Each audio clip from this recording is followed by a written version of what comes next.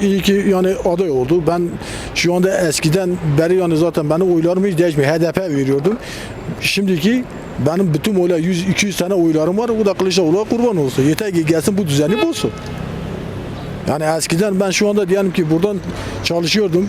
Benim yemeğim 50 milyondu. Ben evime şeker alıyordum, yağ alıyordum, un alıyordum, gidiyordum. Şu anda 4 milyar para cebime koyuyorum. Bir torba un, 2 torba şeker alamıyorum yani. Yani sonuçta bu. Yani bunu görmeyen kördür. Bir halka bir mikrofon tutun bakın. Ağlayan kişi kaç kişi olur? Ya bir insan evine gittiği zaman utanmadan evine giriyorsa helal olsun ona. Şu anda bir eşim benden bir şey istediği zaman eve gidiyorum başımı eğiyorum.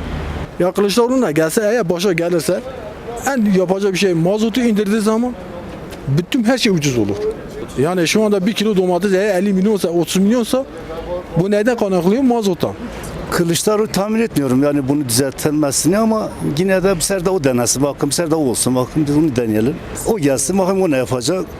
İnşallah o faydalı olur Türkiye'mize, halkımıza, insanlarımıza hayırlı olur.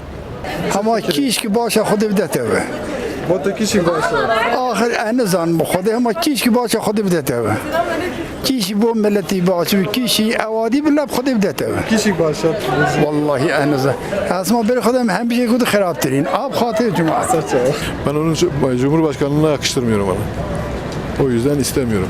Ben hayırlısı kimse olsun ama o adama yakışmıyor. Yani belediye başkanları olsa daha iyi olur.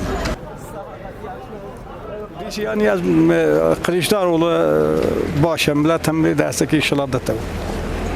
Yani bir zulmü zordayı emdak mavi bir veteranı. Emre Ana Kılıçdaroğlu, Emre Selahattin Demirtaş. Berçi parti ama ya. Kılıçdaroğlu Demirtaş kısandır ne sonra babam. Bu o yana seçilmiş bu iradayına rakir. Sonuna kadar Demirtaş. Valla ben Selahattin Demirtaşçıyım. Keşke Selahattin Demirtaş gelseydi. Yani en kötü o olsa yine iyidir. Kılıçdaroğlu inşallah olur. Cumhurbaşkanı. Erdoğan her gün zam yapıyor. Milleti mahvetti. Bundan ne düşünüyorsun? Vallahi memnun olduk. Çok güzel bir şey oldu. Taşla yerinde oturuldu galiba. Daha güzel halk için, memleket için. Diyorum ki Kızılay'da çadır satan bir kişi ne gelir? Bu halkta ne yararı olur? Sözümüz bittiğimiz yerdeyiz.